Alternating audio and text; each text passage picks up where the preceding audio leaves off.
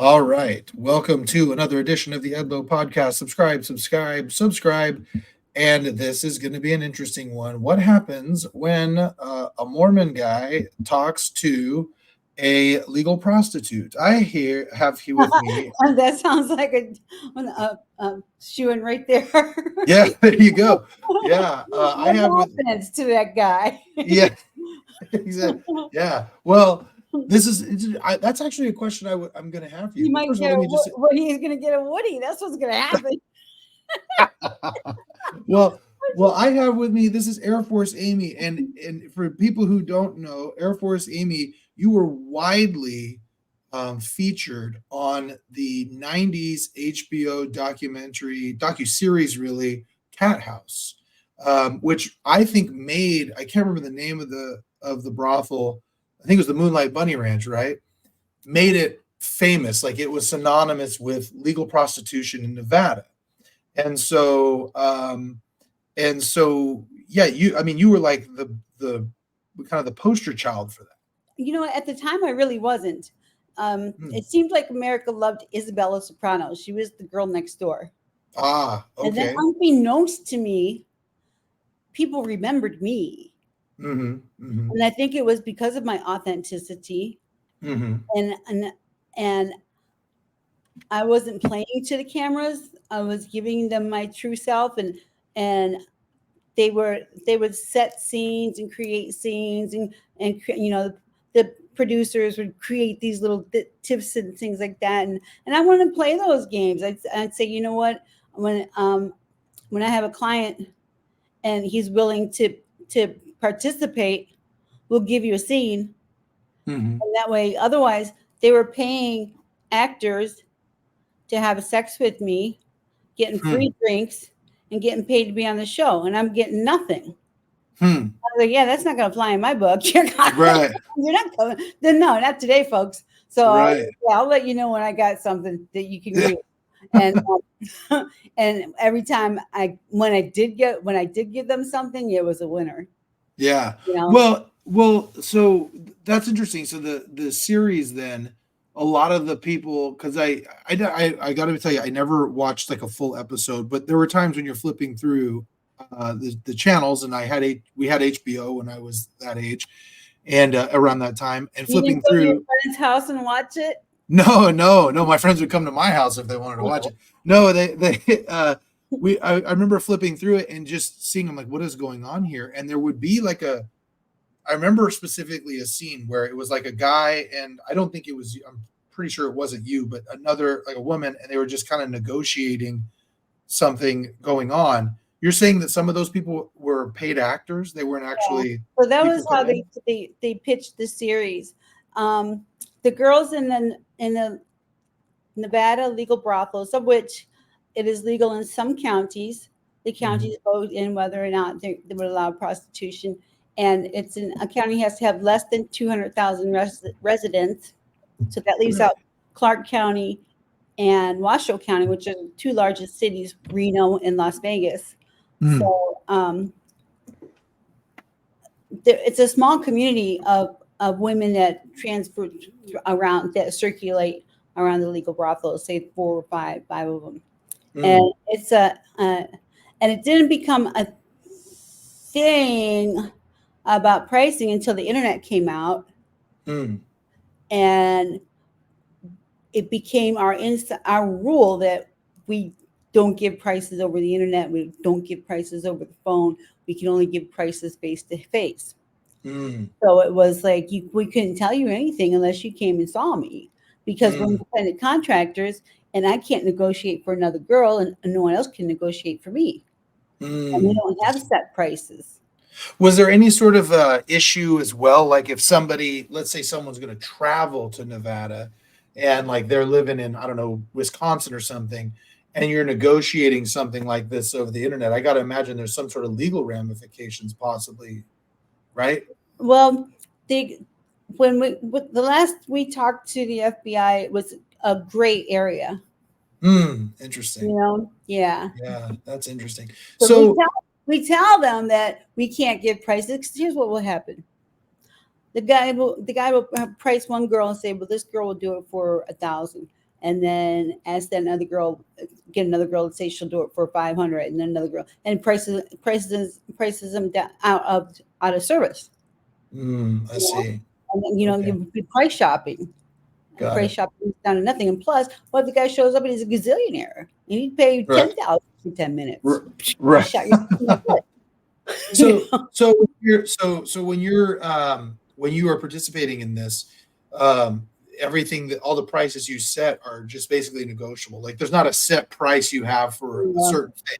Everything is negotiable. Everything in life is negotiable. Everything is negotiable. So yeah, that's Everyone's true. got a price. Yeah. So is that do something? yeah. Everyone's got a price. You think so? So is that let me ask you,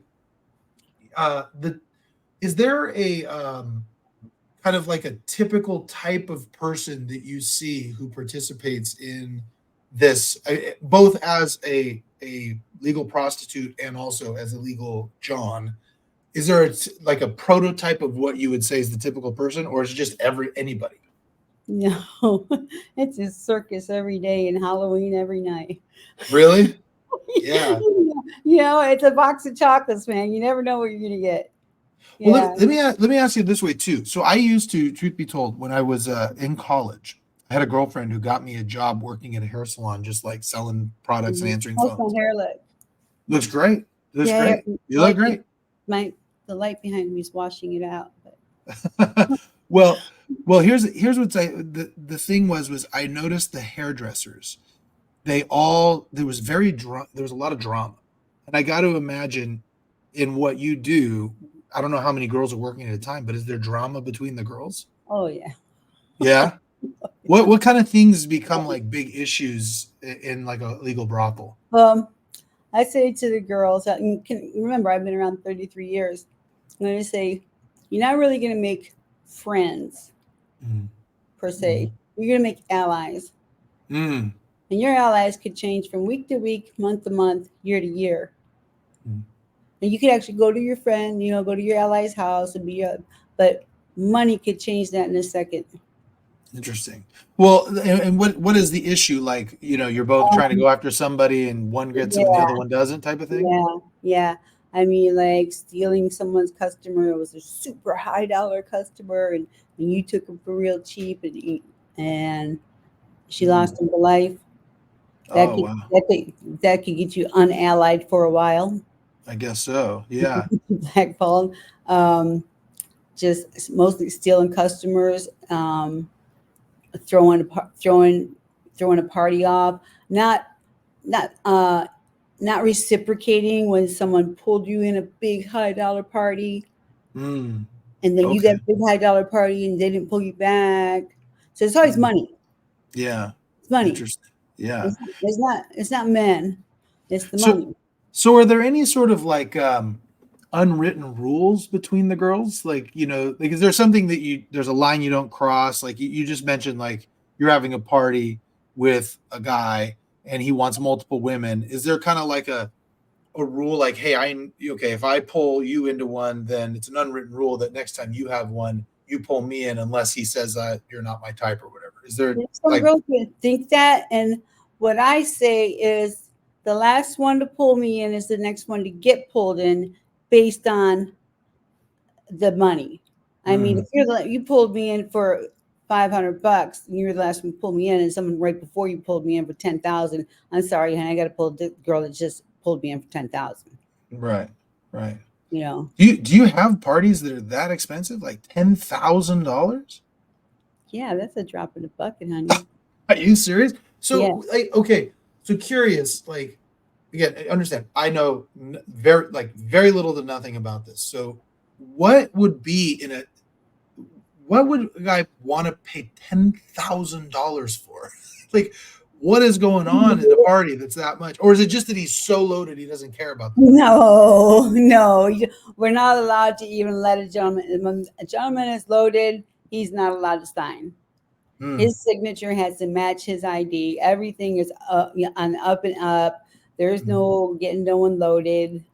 You Mhm. know, but No, no, otherwise, no. I think what I mean is that no, like, no, I understand what you're saying. yeah. But yeah, no, it's not. That's not the case. And you know, if someone loaded, they're just too difficult to handle. You Mhm. know, they're going to go Well, up and down. I didn't mean loaded like on drugs. I mean like they're so rich Oh, they don't care loaded. about the money. Oh, Yeah, like loaded in money. Yeah, like they're is the it cheapest.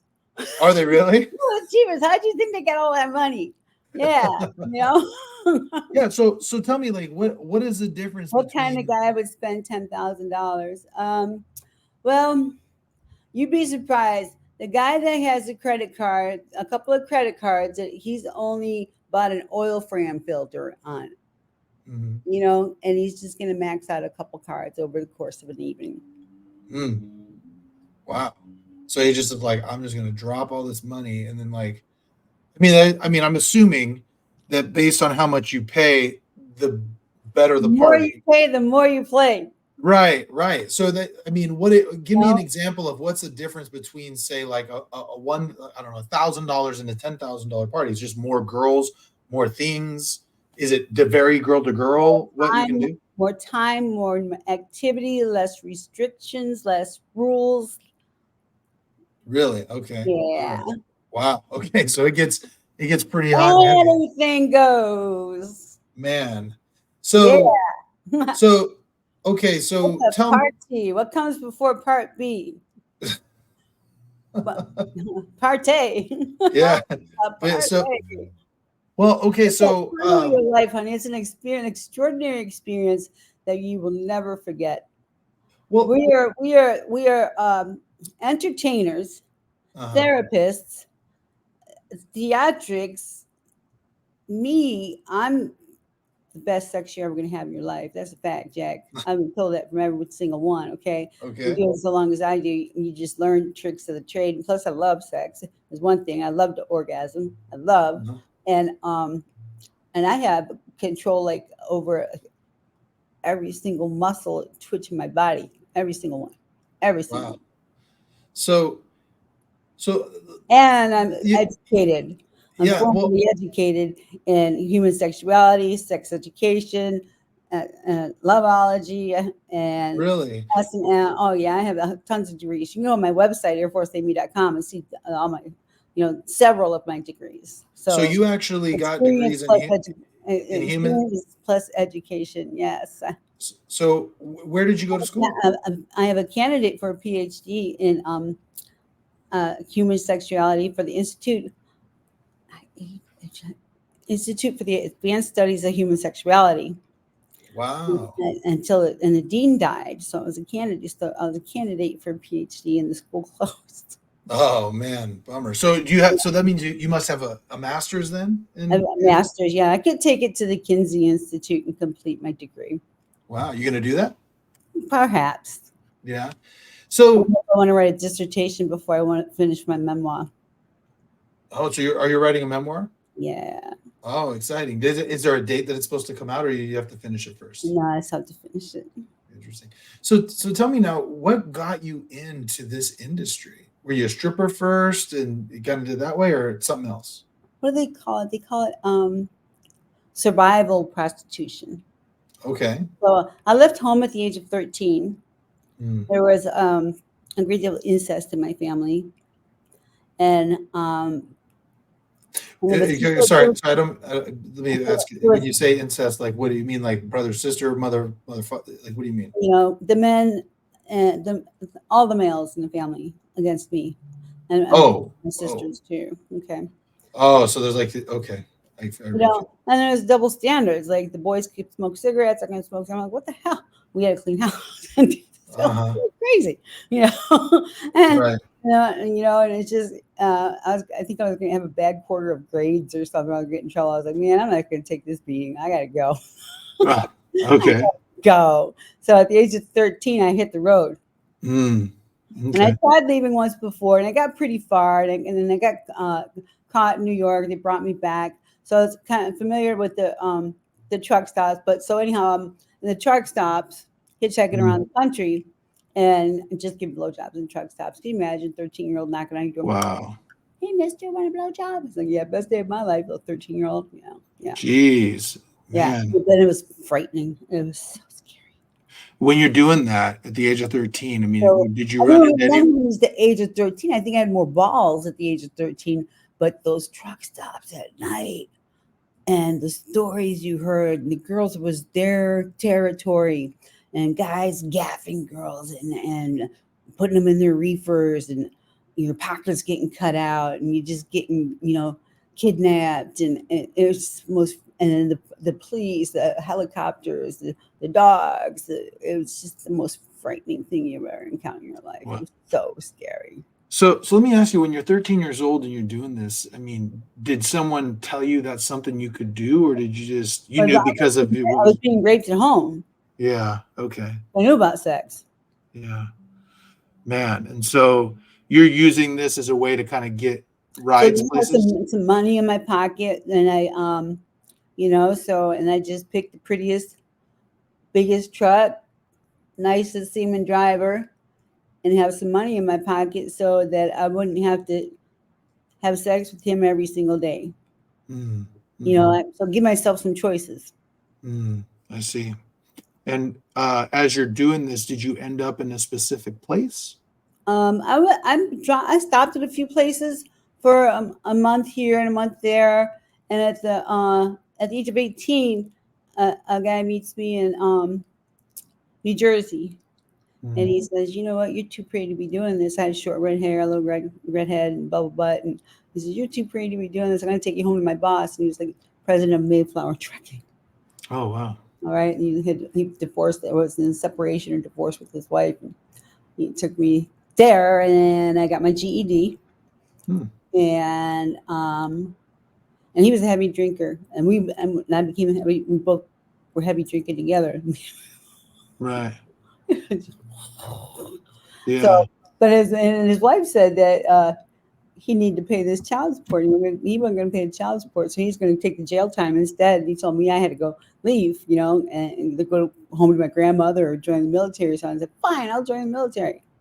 So I went down to the recruiting station, and I said, tried to join the army. Like he had been a Vietnam vet, and they wouldn't take me because I had a GED, and the Air Force did. Okay. All right. And Okay, they it's, did, and wow. I tested so high on my scores. I mean, they wanted me to be a crew chief, and they put me in a delayed enlistment program, so I had kind of travel around for another 3 months or 3 to 6 months before I went in, Yeah. and I got in. And I'm just, it turns out I'm a leader. Wow. Yeah, So what did you do? How long were you in the Air Force, and what did you do for them? 5 years.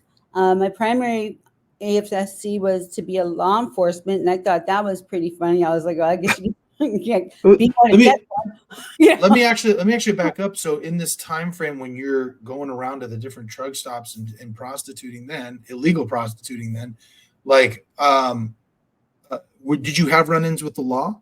No, I was very afraid too. Like I said, there was like Yeah. helicopters and dogs, and they policed those lots a lot, pretty Yeah, heavily. and you never got caught. Mm-mm. I was Wow. small. I ran underneath those trucks. I I guess so. stayed in the shadows. Yeah.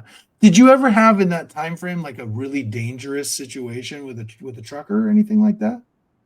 Yeah, Oh yeah. yeah. Wow. How did you handle? I mean, being so young, how did you handle that? I mean, did you just know because of what was going on at home that how to handle yourself? You know, um, I've had a great deal of therapy. Okay, Mm, and it turns out from the abuse I had at home and the knowledge I gained in the streets, I can size up a situation instantaneously. interesting. I can size up a room, a person. I can size you up real quick Mm, and wow. and make my plan. Wow. So that's just kind of a survival mechanism for Yeah, you. Wow.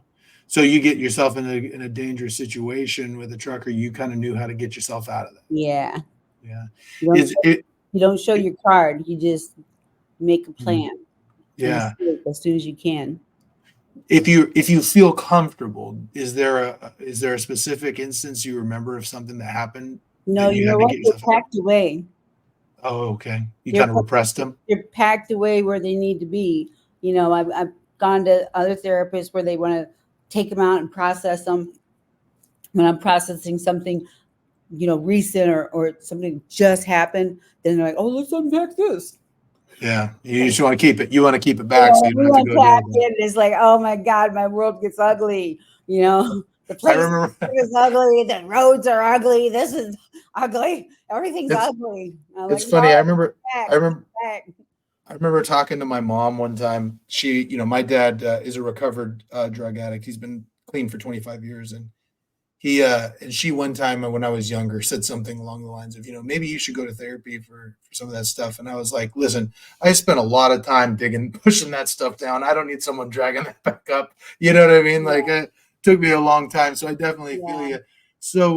So while you're in the Air You Force, just bring it up, play with it, oh, call it a process, and put it back. You know, yeah, you're right. just let it be. Now, when you're in the Air Force, do you stop prostituting or do you continue? Oh, Yeah, you but did. I get tossed around that base like a football. What's that? You did? I get tossed around that base like a football Wow. because I entered Okay. a man's field. Mm, I broke mhm, the ceiling. I broke that glass ceiling. I went into an area. I got to my first duty station, and they asked for volunteers to be an instructor out at ABGD, Air Base Ground Defense. And me and this other kid, Hallett, we were like, okay. mm. And it turned out that I got the rank of and the OJT and rating of an instructor, like a TI instructor. That's like a big time, okay? And I would Mhm, take 44 men out in the field for 2 weeks at a time and teach them how to defend an airway. Shit hit the fan.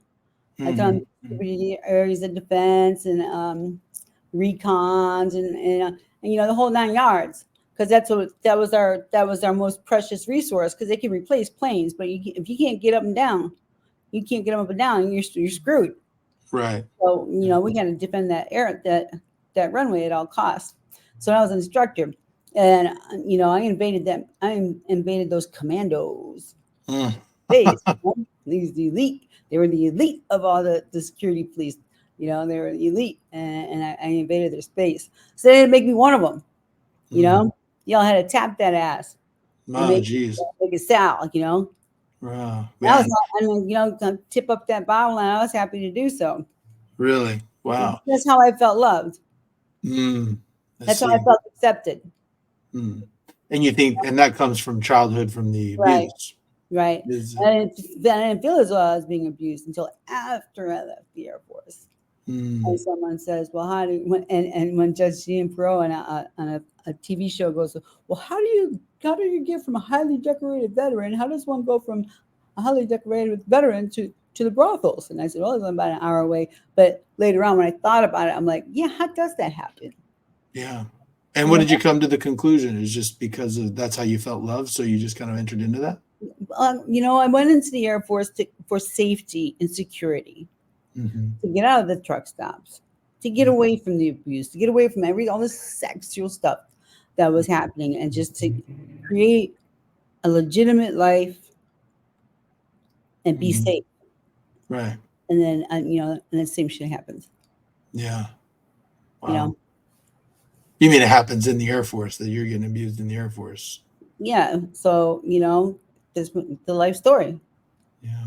Yeah. So we get out. So I had an ultimatum getting into the Air Force. I made an ultimatum getting out. I was like, all right, well, when my time, I got uh, I got stationed stateside for the convenience of the government, so they wouldn't drop me off in just like San Francisco or San Diego. They could let me get my feet wet on U.S. soil. So I was going to do a year on stateside, and I got stationed at Las Vegas. And I mean, the minute my boots hit that ground, I was like, Airman of the Year, Airman of the Quarter, NCO John Levitot Award. Base Mm. commander was like, "Oh wow, who is this chick? I want to work with me."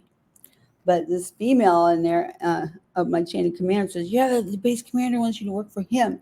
And I was like, "Oh no, man, my loyalty with security police." And that woman should have told me, "No, Sal, this is your move." Mm. And she didn't. So um, I'm getting the honorable discharge, and they ask me, "Do you want to reenlist?" I said, "Well, give me a reenlistment bonus."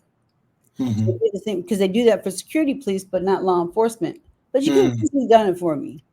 Give me a Mm. reenlistment bonus. Nope.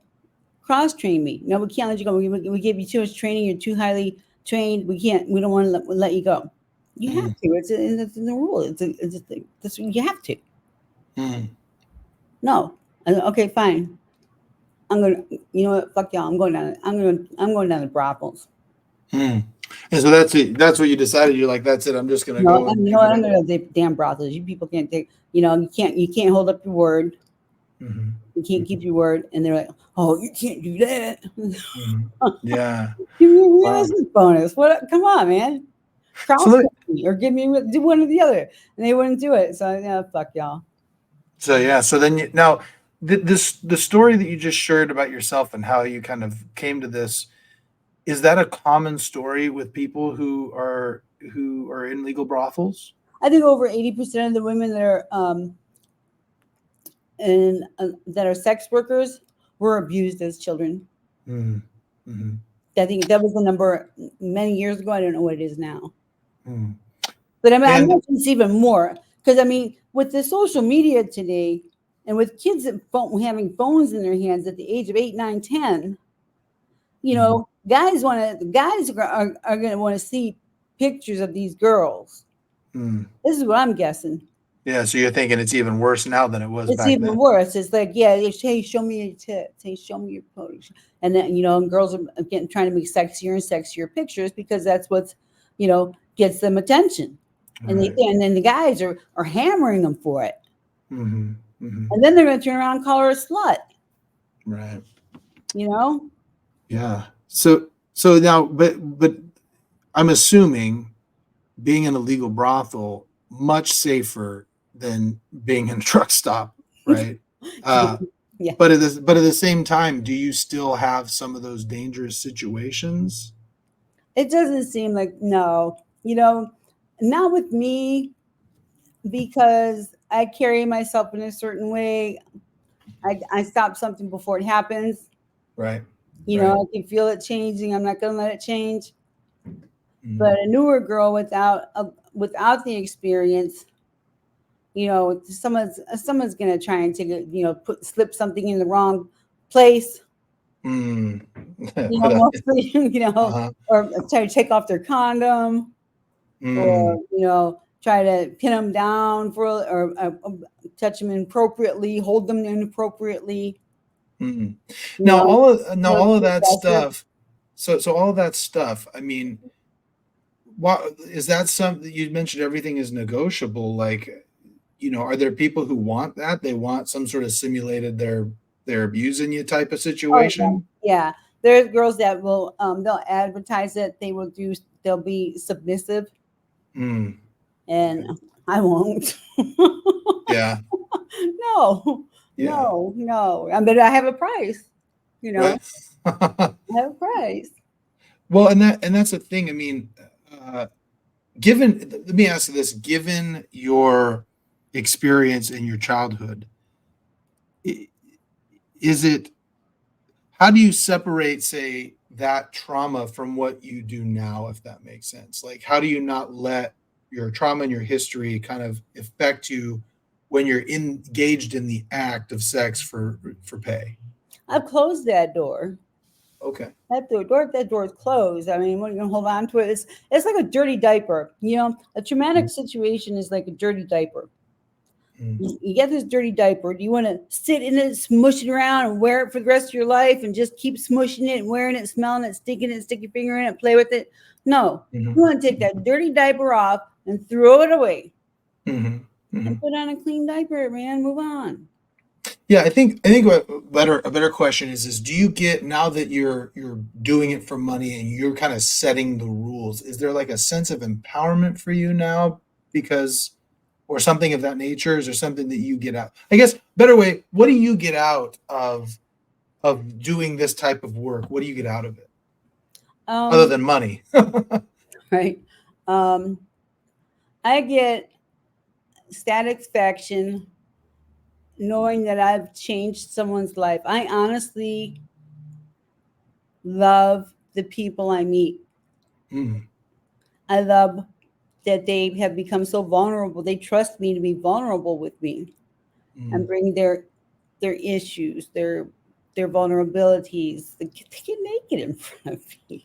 You know, they show their car. They you know, men are not as bravado as you know, they talk, and it's nice that I can treat them with gentleness and care and kindness, and give them confidence. That's the best part, is watching a guy come in with his heart put through a blender and walk out just skipping on air. And that's something you mentioned earlier, is you said something like, sometimes I'm a therapist, sometimes I'm doing all these things. So I take it that for you, sometimes there's, or maybe you can comment on this, it's more than just sex for money. Oh yeah, it's more than sex. Sex is this much of it, you know, that much. That So much. do you have, I mean, like regulars who come to you and they're just like, you're kind of just a listening ear? Is that part of it? Yeah. Yeah, there are guys that just want to cuddle. I mean, they know their package doesn't work any longer, but I'll give it my college try, man. Yeah. More than the college try, okay? And then so the tables turn, and I enjoy when a man pleasures me. So that's what they get out of it. They get to enjoy me pleasure. You know, Interesting. or learn a new move, or I can teach them how to pick up a chick, or how to act with a chick, or what girls like, you know, or what not to do with the girl, you know, things like that. I like for me to be the springboard. You come to me and let me spring you off into your sexual adventure, your sexual life. You know, maybe if you need a refresher, come on back. You know, if you need to be if you need me to be your regular, we can do that too. I mean, this much time. You know, I can't give you all my time. You're gonna get this much time of my off time. You know, because now there's Twitter, there's social media, there's emails, there's phones, there's texting. You know, and I got to put you in a spot that you get this much time. So there are people who they contact you, and on your off time, you'll actually assist them all with the time, like all day long, all day long. So you only get so much time. Sure. You know, if you fall in love with me, you know, I'm sorry. Yeah. So let me, that's an excellent question. That's an excellent point. There are girls that will play that card and let you fall in love with them and string you along. And I just don't think it's worth that kind of hassle. I don't think it's ethical. And I just think that's way too much work. Yeah. Well, but I do fall in love, and you get a piece of my heart, but you get a piece of it. And it's a big piece. It's a big piece. You know? Well, so while you've been doing this, you mentioned you've been doing this for 33 years. Have you had like boyfriends, husbands, anything as you were doing this? I never thought that I could. Okay. So I never did until, was it 15 years ago? Okay. I met a guy, a customer, and I thought, yeah, he's cute enough and nice enough.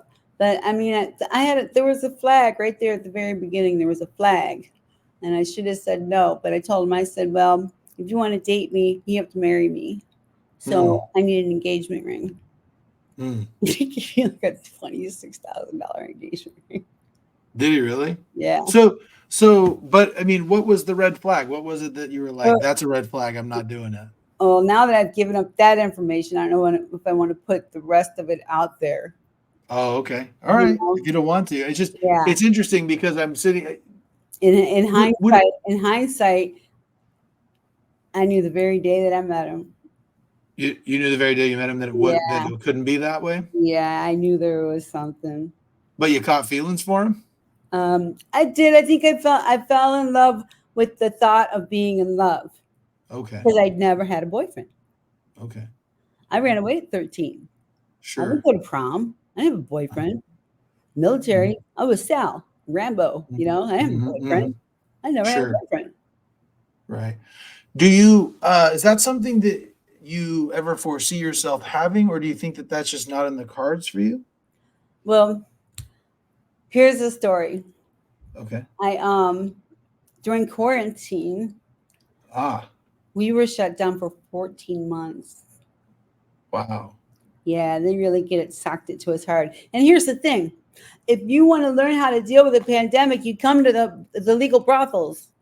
We got through herpes, we got through AIDS, we did it. We've already done it. Okay, we're gonna figure it out really quick because that's how we make our money. Is skin on skin. Right. Right. We're gonna tell you real quick whether So and yeah, we were the last ones, and the governor had us in the last one specifically. Wow. Mm, Yeah. So it was like 14 months. So maybe 8 months into it, 9 months into it, on Match.com. really? You know what? We were never open again. 30 years in a pandemic. What else do you need? Yeah. Fall in love. So I met a guy, a local guy, just a regular guy, Mm, and I felt madly in love. I felt so. I was like, mm, love songs make sense. mm, Everything it was just I was just walking out there. It's just butterflies and unicorns. It was so amazing, and I was so scared the first time I had sex with him. I had mm, not had sex where I had full mouth kiss. mm, I mhm. never had sex without a condom. Wow. He got all my firsts Wow. that I was saving for marriage. So I was still saving a part of myself for marriage. Sure. There was a part of me, and he got those firsts. Mm, And I fell in love with a guy, but he was the wrong guy. mm, Then I was like, um, because when I was like, well, love songs make sense. I was like, well, why are there breakup songs? When you yeah. fall in love, you're in love, right? Now you know that Now too. I know. Taylor Swift makes a lot more sense. Now I Yeah. know. Well, I'm like, oh, okay. Let me ask you, over the course so you've been doing this for 30 years, and it just Let's not seems say that a million times. I still want more customers. well, I think but there's a reason I ask that and bring that up is because over the course of 30 years, we've gotten the internet. Porn has become very accessible. I'm assuming the types of things people have been asking for have changed. Well, So have things gone a certain way in what people are interested yeah, in? yeah, it's getting pretty scary. Let me tell you. I mean, we saw it. I saw it go one way when there was Max Hardcore became prominent. Mm. You know, I met the guy. He's a wonderful human being. Who is this again? What did you Max say? Hardcore. Max Hardcore. Yeah, Okay. he did some prison time. Oh, okay. Yeah, he just passed. God bless his heart, rest his heart. Mm, And it was the hair pulling and the hard and the rough sex, mhm, and mhm, people watch that porn and they think that's how it is. mm, People started mhm. spanking me and smacking me on the ass. I'm like, what the fuck are you doing? I didn't do anything Right. wrong. I'll kill you. you know, Uh-huh. Right. you don't smack me like a horse. No, Uh-huh. you're gonna make Uh-huh. love to me. And then has it gotten even worse? Well, yeah, now it's gotten to where these girls dress themselves up as 8-year-olds. Oh my. And one of the most popular and all-time high earner was, um, at the Bunny Ranch. She looked like an 8-year-old. Seriously. And but she did. I mean, she did amazing marketing too. I gotta, it wasn't just what she looked like, but everyone Right. coming in was asking for that. So that's disturbing though. I mean, not if the fact that I that mean, works. I'm glad you have to celebrate that it's available in an avenue that's safe, good, Mhm. clean, safe sex, and not hurting a child. Right. Although there are 85,000 missing children right now. Right. I want to cry like a baby. Well, and it's concerning because, yeah, sure, that I know that this there's is what men want now, right, and that's kind and of someone's giving it to them. right, It's and acceptable somewhere. that's scary. I have two daughters myself who are 15 and 13 and or 15 and They're 12, too and old. yeah, yeah. Well, it's just it's concerning because yeah, I mean that's I don't allow them on the internet. I don't allow them to have social media, any of that stuff. I mean, Mhm. I do a YouTube channel where I tell them dad jokes, and Yeah, that's about it. But I have complete control. yeah, yeah. I mean, you have to. You got to Yeah. have them. I mean, I ask people with children. I have so many friends with kids that I don't have children, Mhm. but I'm anti to Christmas. Is like this. Yeah. Yeah, I'm anti to so many children, and and I asked, how are we gonna, what are we gonna do? What are we doing? How do we, and one's an Italian dad got his foot down on it, Hmm. and yeah, Hmm. and then another one, you see that they don't have you don't have the hold on it, and it's going to go a certain way. It could just Yeah. like a flip of a switch, man. Yeah. And you go, So it's all in that entire upbringing, and you yeah. go get them in church. That's all I can think of, is get them Hmm. in church. I don't care which one. Yeah. You got to get You involved in church, not school things, church things. You got to right. you got to get spirituality in there. You gotta. Well, you mentioned spirituality, and I know we talked a little bit off air about you have a history with Catholicism, and you mentioned your spiritual. Tell me more about that. I've always, since I left home, have felt that I'm guarded by angels. I mean, battalions of angels. So I've gone through I Mm-hmm. am guarded and protected and loved by God. You know, Sure. when I was at home, I had a fear and loathing God. Hmm. A very fearful God, and throughout the years, I mean, my lifestyle has not come without the development of addictions, Sure. right? And the only I'm maintained my sobriety Hmm. many, many, many, many years, and it's through a spiritual program. Hmm. You know, You do AANA? I'm not really. I'm almost a celebrity, so I'm not really supposed to break my anonymity, Mm-hmm. because what if I were to go off the wagon tomorrow? Sure. People will be like, "Well, that program doesn't work." Right. you know. Right. But it is Well, a program, and it is a program of I take steps that look at myself and look within myself, and better myself, and I'm with mhm, people that are on the same path as me, and I help people, mhm. and I love it. I just love Yeah. it. It's my joy. Well, It's my joy. well, well, yeah, and there's a higher power developed Oh within yeah, it and all of that, with a and so that's spiritual awakening, and it's a living the right life, the clean life. so. How long have you been sober? Uh, 7 plus. Okay, great. Well, So in this, you're trying for 30 years. So I stack up this many years, this many years, this many years, this many years. But I had somewhere along the line, our house doctor mhm, prescribed me Valium. mm, And I've stayed on Valium for like 15 years. And that always kept that door just a little bit open, mm, so that it was easy for me to, succumb to something. sure. And I went into a rehab for 30 days, completely clean up everything. And cigarette, I came out like almost Mormon. Like, okay, I'm almost putting on my own clothes now. Okay, Yeah. yeah. All right, and yeah, my life is. Yeah.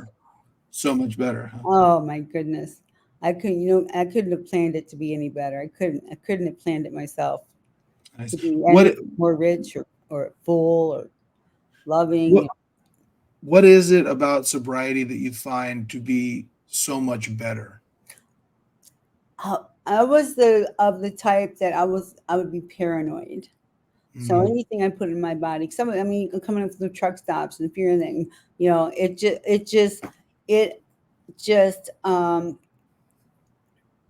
emphasized the fear that I had. Mm-hmm. So Mm-hmm. it was never fun. It was Yeah. never fun. Mm. I just wanted to change my surrounding. I wanted to change where I was. I wanted to change my situation. I was a symptom of my real disease. You Yeah. And that's what I remember. I have a which was unspirituality. Yeah, I have a friend who's a therapist who he says addiction is really just an unhealthy coping mechanism, Yeah, and if you fix what's underneath, then the addiction kind of fixes itself. yeah. And have you mentioned you've done a lot of therapy to kind of cope with some things? Did that kind of coincide with the sobriety, or has that been a longer road for you? Um, yeah, it does coincide with the sobriety because when I would get clean and sober for this and then I would go through therapy, you Hmm. know, and I started really working with the VA, Mm, I'd say 10, 15 years ago, okay. and worked a lot of, and then um, some of their programs are good. They try to be good. And the VA treats me like $1 million, man, like $1 million, but their mental health still needs some work. Yeah, it still needs some work. I'm an attorney. I do personal injury work, and I got veterans that they have to work through the VA, and it's a tough road. They're tough. The mental health is because you Yeah. just really get one on one. Hmm. Stick me in a group of guys, and I'm going to talk about my sexuality. Yeah. Right. Yeah. Not exactly. So Not you're exactly good for you. right, and I'm on the type like for therapy. They tell me you're the hardest to treat because you're going to size up the therapist and tell him, and Yeah.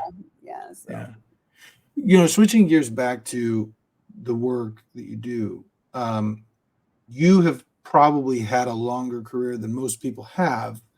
What do you think has made you like what is it about you that your longevity you continue to still do it, and why do you still do what makes me so resilient is I innovate. it? Okay. I love marketing. I love it. Hmm. Hmm. So when we went to message board MySpace, I did MySpace. We went to message boards, I did message boards. We went to photos, monthly photos, monthly photos. I'm still trying to catch up on the social media. Yeah. I'm still not right there. It's hard because it keeps changing. Well, it's hard because I get deplatformed. Oh, okay. And it's just because they can say what I do results in the exchange of money.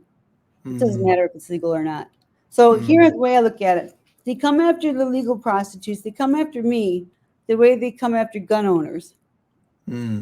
You can't get all the illegal gun owners. So go after the legal ones. You know where they are. They're already registered. Right. Right. You know, you can't go over you can't get all the illegal sex traffickers. So let's lay down a law on a legal one and say, Hmm. hey, look what we did. We did, the bureaucrats say, whoa, yeah, we did, well, we got that done. We need more Yeah. money, so we get more done. You know, Yeah. Yeah. you know. So Let me ask you before we'll get into that, but I wanted to ask you too. The money.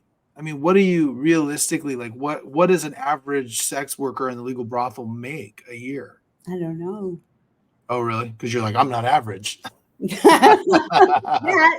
that and I've made it a habit to I don't tell anyone what I make, Mm, and I don't believe what anyone says they make. mm, mhm, mhm. Because as soon as you believe what people are telling you how much they make, which is never going to be true, then you think you're. I think I'm not good enough. Oh, she said Mm, that? I'm not good enough. And I got tired of not being good enough about 10 years ago, mm. you Yeah, know. But I never told anyone how much I made. That's just, that's a humble thing my mother taught me, honestly. yeah. Yeah. But that idea of feeling not good enough, where do you think At that home. comes from? At Yeah. home. Hmm. So, um, You mentioned also off air, you said that you're a very conservative, like right-wing conservative person, which I gotta say is surprising because you wouldn't expect that from a Well, legal sex worker. well, I say live and let live, Uh-huh. you know, but Mhm. don't shove your transgenderism down my 8 years old throat. Mm. Jesus, Mhm. you are what you are. Big deal. Mhm. You know, you don't have to act out and be belligerent to get your point across. There's ways to do it. Have you worked around transgender prostitutes as well? I'm about to. Oh, really? Mhm. Okay. Okay. Because the reason I ask is because I'm curious what their views would be of you since you're a right wing conservative. Because it seems that I think you agree with me on this is that both sides seem to be really polarized and fighting and fighting and fighting. And I just wish if people actually worked together and talked to each other, they don't have to do that. Like I'm a Yeah, conservative person, but I got friends that are transgender and gay and all sorts of yeah, different we things. all do. Right. It's just the media that makes you think there's a problem. Right. There is Right. no problem. Mm-hmm. Mm-hmm. And maybe I'll get a million transgenders going, "Oh, there's a problem. You don't understand." You Mm-hmm. know, but Mm-hmm. I'm on a transgenders podcast and they love me. Yeah. Know? And I'm not giving my phone number. Call me every day. Oh, you're still doing drugs? Call me every day. I want to, I want to know where you're at, what you're doing. Yeah. You know, but I mean, and my Thanksgiving table is every color of the rainbow. Mm. Mhm. And it's been that way for a long time. And you don't have to tell me, these views, and you don't have to burn down my stuff. Mhm. You don't have to rob all my stuff. You Mhm. know, okay, I get it. Now, well, so this is like I said, it's I think it's an insidious um, Marxism oh yeah. permeating our schools, and it's China just going to rip us out from the inside. It- They've already done it. yeah. Do you do you find that the men that come to you, and you may not know this, I'm sure I don't know if you talk about it or not, but do they tend to be more conservative or liberal, or is it everybody? Yeah, and when I say something about conservative, because they'll see my I have like one small little Trump sticker in my room, Okay. Uh-huh. and they'll be like, I like your sticker, right? And so Uh-huh. I'm like, yeah, this is gonna be good, you know. Yeah.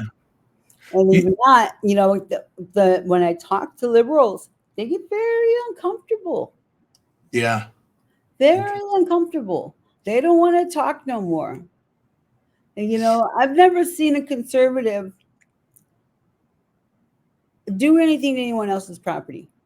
Mhm. Okay. Mhm. But I had a Trump sticker on my car window, and someone, and a very expensive Mercedes Benz. Mhm. You'd have some audacity to touch that car. Right. Rip my sticker off in a Target parking lot Wow. when I was still going to Target.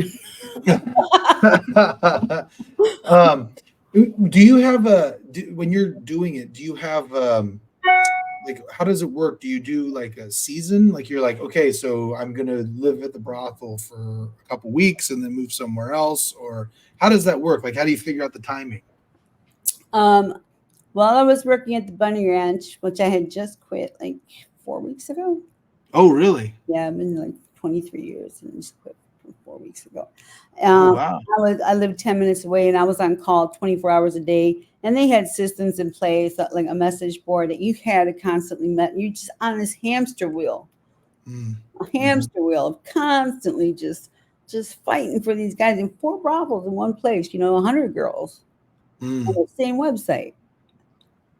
There's where that's at. There's four brothels there. Yeah, and one is closed or burnt down, and but you still have all these girls, Mhm. and it's just constant hustling. So now I've gone back to the very first place I've ever worked, the chicken Where's ranch, that? the chicken ranch outside of Vegas. The It's chicken ranch. yeah, it's a homecoming. It's going to round out my career. It's where I will retire. Nice. Yeah. Do you have a plan of when you're going to retire? You know, it's kind of like everyone says, how much have you had to drink? You always say 2 beers. When are you going to retire? 2 years. And then something else happens, right? Right. So yeah, but I have more time for myself now because I'm squeezing my appointments into 1 week a month. So I have 1 week to recuperate or, and 1 week to shoot content. And 1 week I'm hoping to create more content. Okay. Now, if there's would you, given, I mean, your experience, would you recommend this industry to other women? I'd say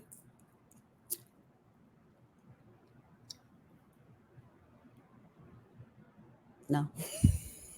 Yeah. And why not? Like, what is the big con to it? You can get addicted to the money and get stuck. You can get addicted to something someone gave you and get stuck. You are better off. I mean, the shame and the guilt and what it does to, I mean, you're going to hide it from your family, trying to hide it from your friends, and the stigma attached to it. Unless you've already sacrificed all those, sex has no value unless you're selling it to use. If that's what, if you need to get away from a pimp, you need to get away from a bad situation, you've already been selling it, by all means, yes.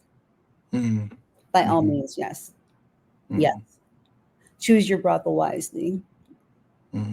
Choose one that will empower you and allow you to lift yourself up. They'll help you with find someone that you can find me. Yeah. Me or someone like me that can help you buy your first house, get your credit score back, prepare your credit, do your accounting, pay your taxes. Yeah, and build the. Ooh, we have an Amber Alert. This is the second time there's an Amber Alert. I'm in Houston. That's okay. Let me. I want to piggyback off of something you just said. It sounds like what you're saying essentially is, look, if you've already been selling sex, the legal brothels are the way to go. Safer, better, people can help you, but you wouldn't recommend sex work to people who haven't already been doing it. Is that correct? Yeah. And you mentioned another thing in there. You said the shame attached and all of those things. Tell me a little bit about that. Do you feel shameful for being involved in it, or did you at a time? Society does that. Okay, society glorifies the pimp and vilifies the prostitute. It's that way, and that's got to change. Yeah, that's not fair. No, that needs to change. Yeah. Do you think that the way that Nevada handles it is a good way of handling legal prostitution?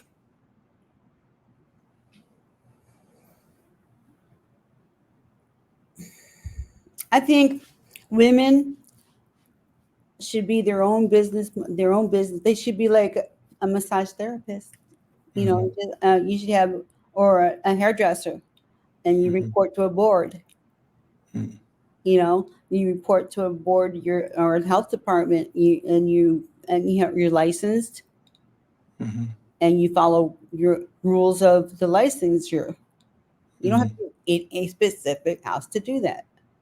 Yeah, it's set up their own house, right? Or a group of girls would set up a house. We were pretty smart. Yeah. Well, we don't need a middleman taking 50% of the money. I think another question that I know a lot of people are probably wondering who are listening to this is that like you've heard, like I've heard women who've been involved in the porn industry talking about how terrible the porn industry is for the women. Do you feel that the sex work in general, including what you do, is the way it's set up is bad for women? Like I said, it glorifies the pimp and vilifies the prostitute. Now, porn is seeing a change where the girls are branding themselves and they have their own channels on OnlyFans. They've been liberated. Mm-hmm. I mean, they have full on porn channels, you know, and in collaboration. So they're liberated. Mm. Yeah. You know, we're still not liberated. I mean, I see girls on Twitter that they travel all over the country and, you know, they have clients, and I don't, you know, I couldn't do that. The feds would be on my back in a second because I'm Air Force Amy, you know. Sure. I see other women doing that, and it just can't be safe. It can't be. It's got to be scary. Yeah. How Do you find that some of the women that you work with do have, you know, husbands, children, and do you find that works for them? It does. You know, you make it work. Like I said, when I got that boyfriend and that I got engaged to, I thought that, oh, I'm never going to be able to have sex with someone. I'm not going to be able to work. How is this going to work? How is this going to mess with my mind? I'm not going to be able to do it. And, you know, the first client you have and it feels good, you know, that wasn't so bad. That wasn't so bad. That was pretty easy. You know? Yeah. Do you But so other girls, we compartmentalize. Okay. Mm-hmm. So they'll go so far with the customer and stop there, and then the husband gets the rest. Or they compartmentalize. I mean, just I have a set way of doing it. This is, you know, you compartmentalize. So I guess is some of that compartmentalization the difference between sex and intimacy? Yeah. Yeah. You know, like I thought I was selling the best sex on the planet until I had in love sex. And that was, that was a whole nother level. And how, so that happened for you later in life. Did that change the way you viewed sex after that? Yeah, now I know how to give that whole nother level. Oh, so now you utilize that in your work? Yeah. I see. Okay. So now you have it. Now you've taken it to the next level. Yeah. Got it. Do you feel like you know, you mentioned the stigma that comes along with sex work, and what is the stigma, and how do you think things need to change? The stigma is, like I said, I get deplatformed, 30,000 users, and then boom, they just yank you. You're deplatformed. You build up that platform. So big tech and social media, they stigmatize me. They shadow ban me. They don't let me be seen. They put sensitive content over my posts, and they just, yeah, they put me in a box, man. That's what's gonna, and you know what? It's coming. It's coming for everyone. Yeah. Everyone's gonna get a piece of that. I'm you know, I'm the first one to feel it because I'm the last frontier that you can mess with. I don't have a terrorist group behind me, burning down buildings and breaking windows and scaring people, and saying I have rights too. You know what's interesting about you? This just came to my mind. I interview a lot of pro wrestlers, and they're independent contractors as well, and they talk about the life and how difficult it is, and traveling and having to work with, you know, promoters, which I'm sure some promoters are probably no different than working with pimps. And I'm just curious. Sometimes I talk to wrestlers and I ask them, I say, do you regret becoming wrestlers? And the answers vary.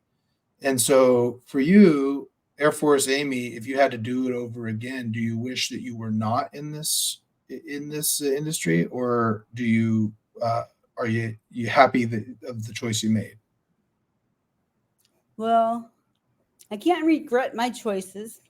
You Yeah, know, you doesn't help. can't Yeah, regret, right? yeah. I can't regret the choices I made. All my choices have led me to another level of understanding of other people that have made those Mm-hmm. same choices and maybe need to see a road out Mm-hmm.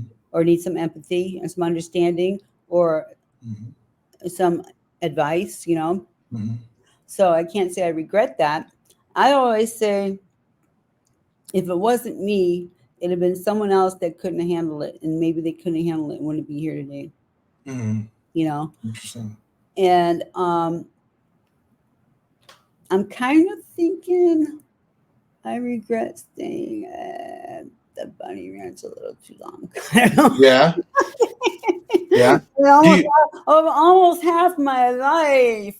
yeah. I'm Do not, you, is there a reason specific why that you can talk about, or is it just being in one place too long, just kind of you got over it? Yeah, just too they're a little too long. I'll wager. I'll stage you're welcome, huh? Yeah. no, I did not stay my welcome. They didn't Uh, want to see me go, oh, right. but Okay. I just I outgrew it.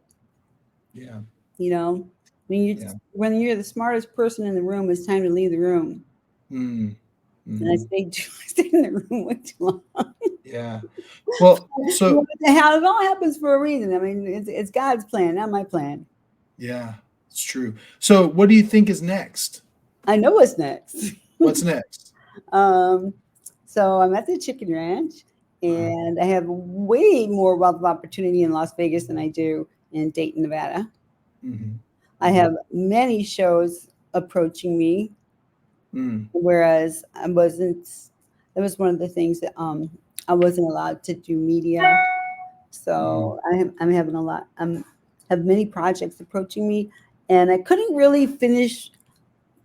pick up writing the memoirs when I was working at the ranch as when I started during quarantine.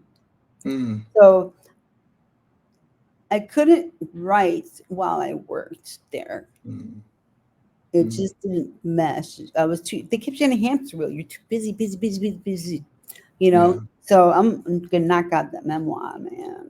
Awesome. That's gonna be a good one. That'll be interesting. Yeah, it's Yeah. gonna be good. Good. And sell it, sell it. Awesome. Yeah. Let me I appreciate your But time. I ask every I am at the chicken ranch and I do have a schedule. And please come see me before you never. And I just had a whole body tune up down here in Houston and nice. fabulous, Excellent. fabulous, darling. Well, let me ask you. I ask everybody three questions. I'm going to ask you these questions. Okay. First one: do you think is your biggest success in life?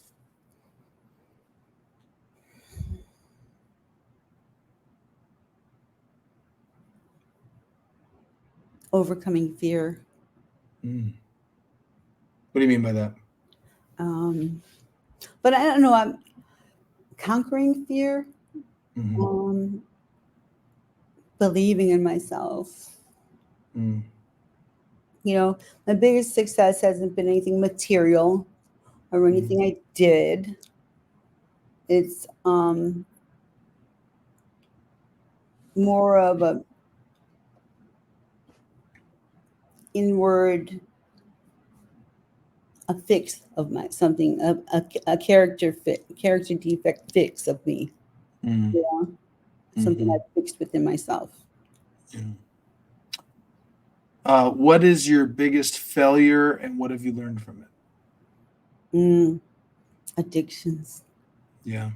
Yeah, But what did you learn from overcoming that? that trust in a higher power. And there's some people, here's my thing around addictions too. There's some artists out there that will play the game of sobriety. I found the Lord, and yeah, and really pushing this pedestal and this narrative of sobriety while they got a joint hanging out of their mouth 24/7, you know? So you're selling the wrong message to a lot of people. There are a lot of people that can't take one of anything that affects them from the neck up. So you're telling a lot of people that it's okay to not do meth, but still drink and do marijuana. That doesn't jive with me, man. You're putting out bad information. You're going to keep a lot of people out there in a bad space for a long time because you're giving them wrong information. So for you, sobriety is from everything. Yeah, it has to be. Yeah. And for most people that have any addiction, it has to be. I mean, if you got the addiction bug, you got the addiction bug. Yeah, and it's rampant. You got to become addicted to something healthy. Yeah. Yeah, well, I got to tell you, I have a lot of addicts in my family, and I know how hard it is. So I just want to say, congratulations for being able to stay sober, because that is not easy. And no, and you know, the fact that you've been able to do it is really great. You know. Last question I have for everybody is at some point, we hope it's far, far down the road, but at some point you're going to pass away and there's going to be a funeral and someone's going to give your eulogy. What's the one thing you hope somebody says about you in your eulogy? She helped so many people. Mm-hmm. Mm-hmm. Yeah. I'm a helper. Well, you know, I can tell that you put great pride in being a leader and helping people, whether it be your fellow sex worker or whether it be the Johns that come and see you. I can tell you have great leadership qualities. And, you know, I was sitting here and as I was asking you the question, I'm like, what's next for you? I could just imagine you at some point becoming a therapist for other sex workers who are trying to get out of it. you know, I'm a really super good friends. My best friend for 20 years now is Annie Lobert in Las Vegas with Hookers for Jesus. Oh, okay. Interesting. Yeah. Hookers for Jesus. Yeah. Isn't it? I have a catchy name, Air Force Amy, and she has a catchy name, Hookers for Jesus. And she's so passionate.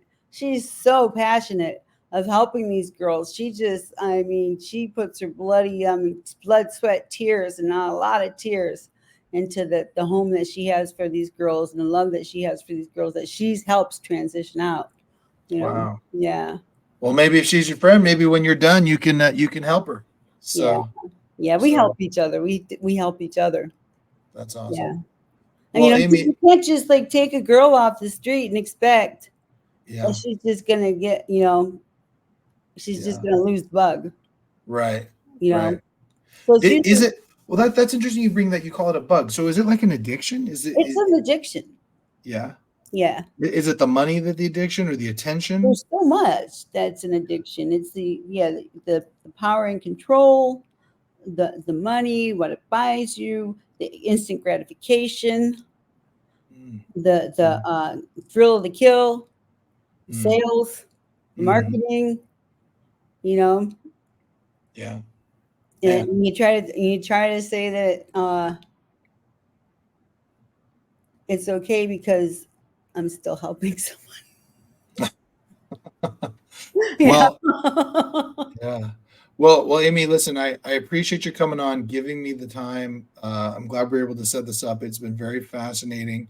Are you on social media now? And if you are, where can they find you? I am. Everything is Air Force Amy. Okay, great. Yeah, there's some people that steal my name, and you'll be able to tell. Yeah. But I'm right. Air Force Amy on Twitter. I don't post that much on Instagram because they got me, gun shy, man. They pull my but it's Air Force Amy XO. I have a TikTok. It's Air Force Amy XO. And actually, just go to my website, airforceamy.com.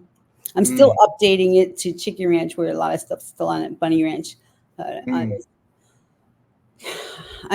had planned this plastic surgery, before I even quit the bodyguard. Oh, And nice. so I didn't have time to rebrand. I was just like, rug got pulled. I'm recuperating. Yeah. Well, awesome. Well, for those of you who listened, obviously follow Amy and subscribe. We have a lot more content coming up. And Amy, thanks for coming on. You know what? I'm only at the Chicken Ranch like 1 week a month, and the women are so beautiful. They are so beautiful. I go to Chicken Ranch Chicken Ranch Brothel, and just look at these women. They're gorgeous. Really, and really nice, real nice ladies. I know a lot of them. A lot of our girls, our best girls, migrated south recently. A lot of girls made that jump. So I mean, the best of the best are there, and it's just nice. Oh man, it's a reunion of the best of the best. Well, that's